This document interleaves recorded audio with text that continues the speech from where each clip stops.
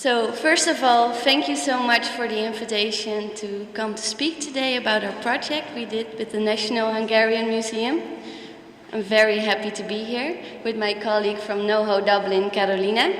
My name is Laurien de Gelder. I'm a curator at the Allard Pierson, which is the University Museum of Amsterdam, and I'm a curator of the classical world, so I'm also an archaeologist. Today I'm going to talk about the cross-culture timeline.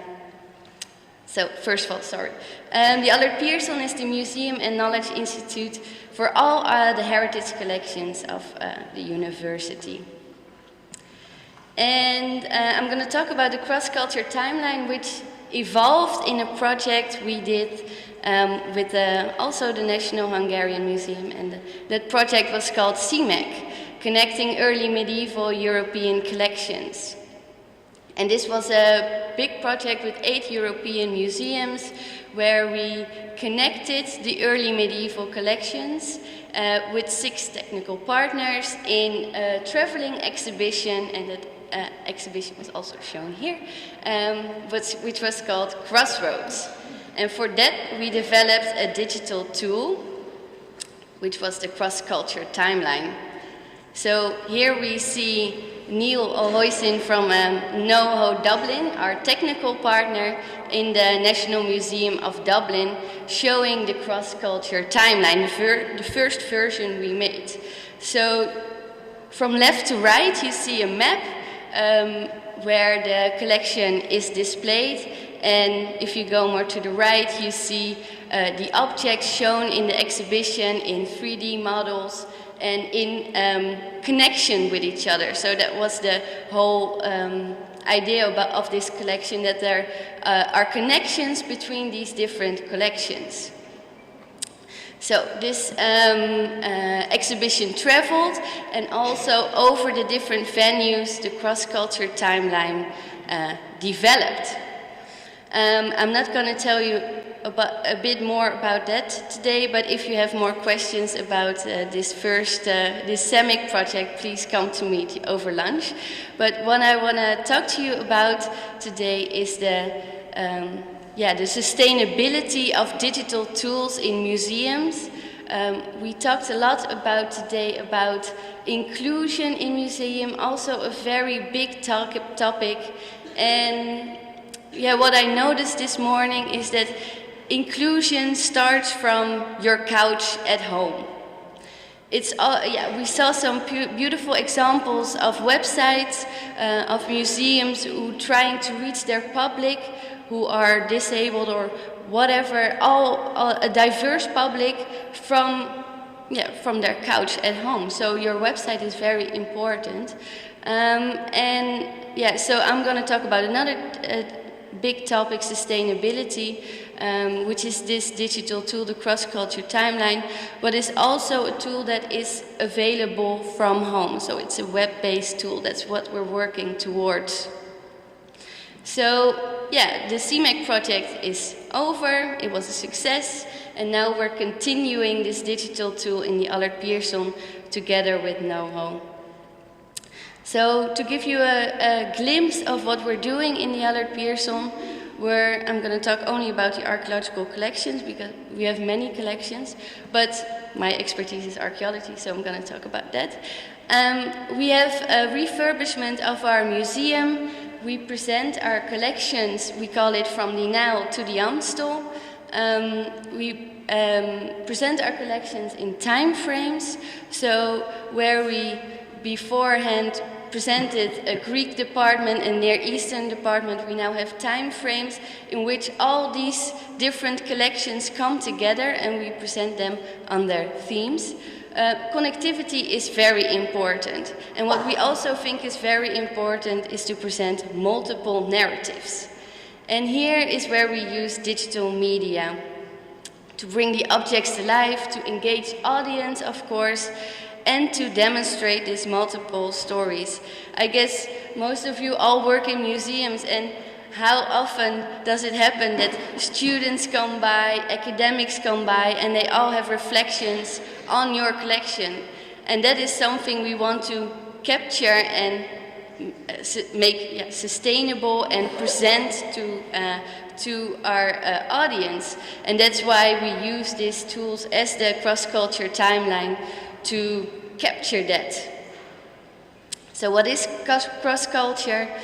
It is a data visualization in which we present or we give context to our objects that we present in time and in space. Our new way of presenting our archaeological collections is kind of a difficult one. That's why we really want to use this digital media to get that story across. It's also very much about ownership. We gave a lot of attention to the CMS, so the content management system behind the program, where the curators have the authority to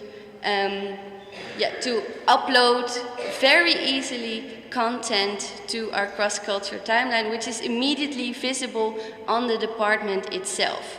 So it's very dynamic. If I read something this morning in the newspaper and I can connect it to our collection, then I can easily upload it in the cross-culture timeline. And it's also very much about content. As I said, all these stories we create in the museum are captured in this system.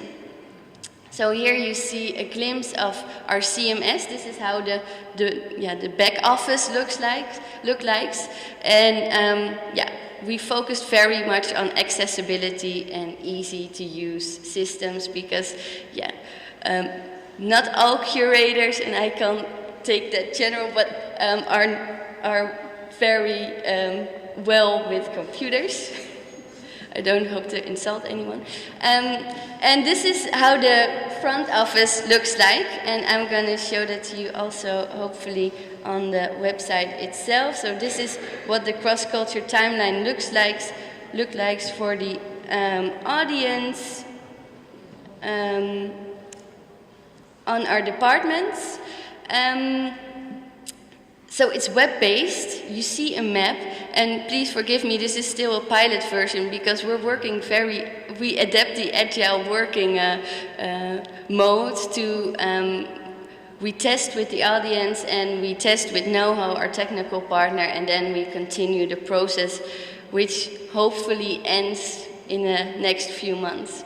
But what is important here is the map, where we have the important finding spots of the Roman Empire. This is our department from Rome to Roman, and it's all about the different influences on the Roman Empire. You see the map, the objects are placed on the map. On the right you can navigate through these objects also. I'm going to present you one. Yes, where we have the basic information about the object. You can zoom in, you can see the 3D model.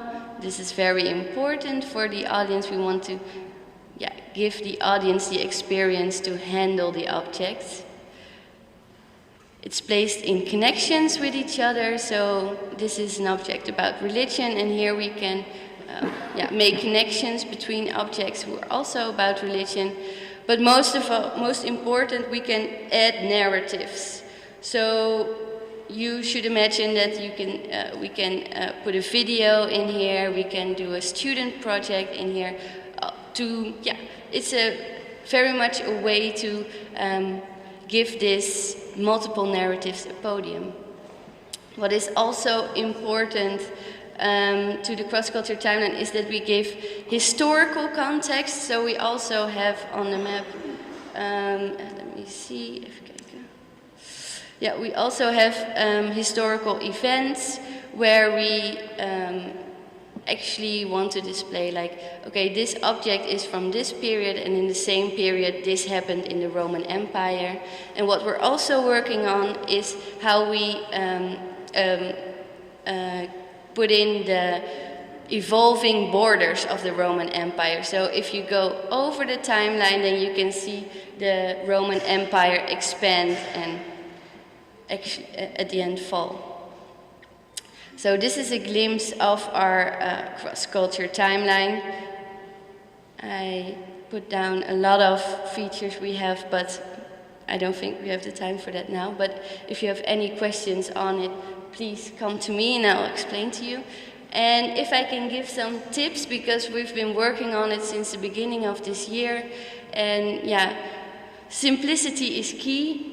As well for the curators as for the audience, you want people to engage with it, so don't, as a curator, me myself also want to put in a lot of content, but that's not always the way to really get your audience engaged with your tool. And for the curators, of course, to use it, it has to be simple and fun. Adapt to current issues. That's very important because we're a university museum. We want to highlight the newest academic issues in the field, and that's why it's web-based, so we can play with that content. Working on your digital infrastructure, we all know that, but it never happens somehow to get an infrastructure that works. That's the most important thing, it should work. So we're putting much emphasis on that right now. Test frequently with the real audience. That's what I do a lot. We have a pilot version now on the department I just shown, and I just go and sit there and ask people and observe people how they're using it, and just asking, so what do you like, what do you don't like, and that I give back to know-how and they do something with it. So that's a really nice way of working. And a big tip for sustainability, I would also say, the project is not over until it's decommissioned. So if in a few months I think the cross-culture timeline is ready, I put it on a big touch screen on the department, that doesn't mean it's finished. We should always keep up with, we should always continue testing with the audience. We should keep the software updated and always have that critical view on your tools. Now I'm going to hand over to my colleague Carolina, who will tell you more about how the extensions of the cross-culture timeline.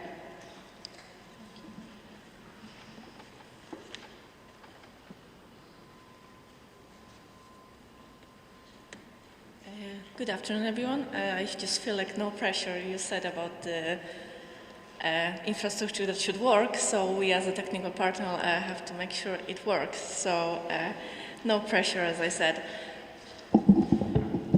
Better? Okay, make sure that it's close to it. So my name is Carolina. I came here from Dublin. I represent know-how, which is a technical partner on the CEMEC project, and we also collaborate with the Allard Pearson Museum on different projects and commissions. Just very shortly to explain what we do, who we are. So my background is in art history, but in our company we have 3D artists, we have animators, graphic designers, producers, and so on. And majority of our clients are from museum and heritage sector. And we do a lot of different work for those sectors, and every single project is very different. Our ultimate approach is to make sure that we meet our clients' needs, their wants, and their budget. They're all very important, and in the past 9 years we work on many projects for museums and heritage sites, so we have a very good insight how museums operate, what they need, what they want, and also the understanding that it's not all about pretty pictures and it's all about, really nice, cool things that look good on the screen, but also that there is a merit and substance to it. And which is very important, especially if you deal with any kind of a digital reconstruction or 3D modeling. It's very easy to go ahead and create something really beautiful, but lose the accuracy and the historical meaning somewhere on the way. So we always make sure that that's maintained. Our experience in this area made us a very valuable partner for EU projects. As a technical partner, because of that understanding, not only from the technical side, but also from the culture, heritage, and museum perspective. Here is just a short list of the projects we work with recently. That's on top of our on top of our client-based work. So CEMEC has finished. We're at the end of the Emotive project. We are halfway through on the Shared 3D project, which is a very exciting collaboration between Sketchfab and Europeana. And through that project, we want to help curators and organizations to push their 3D content to Europeana and through Sketchfab, but also to make sure that the metadata is there the way Europeana likes it, which you all probably heard about the EDM and the challenges of it. So this is another tool, that we want to create with partners all over Europe, to help curators and museum sectors to reuse the digital assets that are out there already and sit and wait for to be reused creatively. And MEMEX is another project which starts in January. We're very excited that we're a partner in that, and actually it has to do a lot of inclusion and different minor communities across Europe, which we were talking about this morning. Coming back to cross-culture, Lauren gave you a very good overview, so I don't want to repeat too much of it. Actually, I'm sorry, before I do that, I want to give you show you our show reel, which I should do at the beginning actually, just to give you an idea what kind of work we do in NoHo. I hope that works. Please work. No.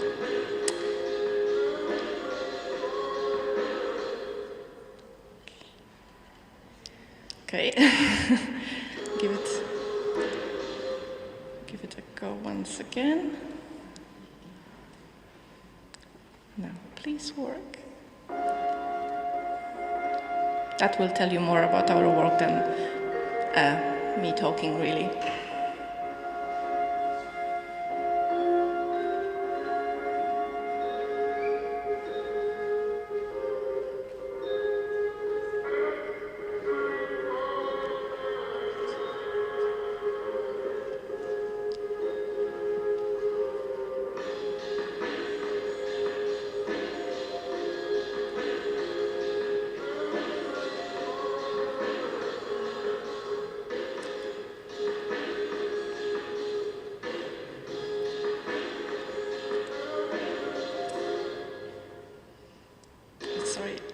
To pause it for a second so it can load, but I'm not sure if that's going to help.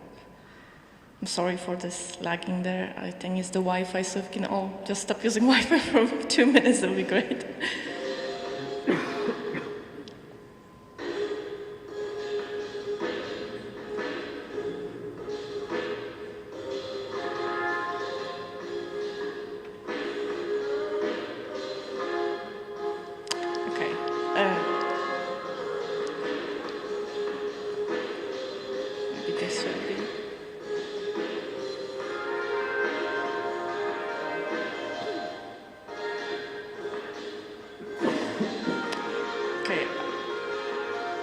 I'm aware that this might be a little bit painful, so you can go to our website or our Vimeo channel and look up the video.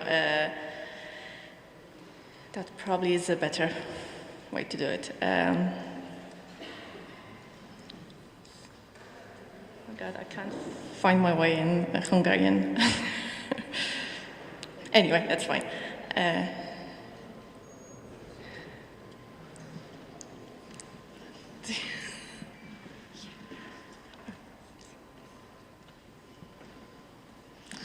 Okay, so we're going backwards.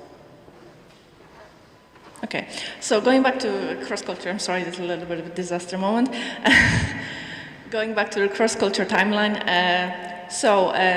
the main thing is for us as a technical partner to make sure that it's actually a very useful tool, and we hope we are achieving it, because working with curators and creatives in the museum and heritage sector, we are aware that the level of technological skills vary and greatly between departments, even in one institution. So we wanted to create something that will empower the users, curators in this case, for example, to empower them to take the ownership of their content and of their collections and create something meaningful and have power, control over it from the very start to the end. Of course, we are very happy there to assist in technical matters, but we want really curators to think about digital means, digital technologies, and how they can actually add something to their collections and exhibitions. So as Lauren mentioned, the user-friendly interface and easy interface and input of text and adding images and so on, we really had it in mind to make it as smooth and easy as possible. And also the fact that it can be updated and changed instantly, that's a great bonus as well, because then that can help collaboration, so it can work from across different locations in Europe, work on the same project together and make those updates in real life. Also, it's engaging and interactive, so we wanted to make sure that the user, the end user of it, gets something beneficial. So in this case, it's we call it timeline, but for me it's actually much more, because it's your own way of exploring and discovering the content in the museum at the exhibition. And we all know when we go to museums, we are interested in certain things. We all have our curious minds, set on something very specific. And sometimes when curators work on exhibitions, it's very difficult to tailor that to all different tastes and different, needs. So in this case, we give this tool to the users so they can almost create their own narrative and make kind of a mix and match of the content they want to consume. And the other very important aspect is accessibility, which you mentioned this morning. And I'm talking about the technical access here. And we also, in our work, we want to make sure that we create content, which is the main thing, and the technology comes second. What I mean by that is that the deployment technologies changes so rapidly these days that we want to work and create content that can be reused in future and that can help you as a museum, to create something, next year, in 2 years' time, 5 years' time. But we don't want necessarily create things specifically for this or that device, because in 2 years' time, the landscape of that will be very, very different. We have one project in Dublin. It's called Dublinia, which is about medieval Dublin. And we started creating 3D models for that exhibition over 15 years ago, which sounds ancient.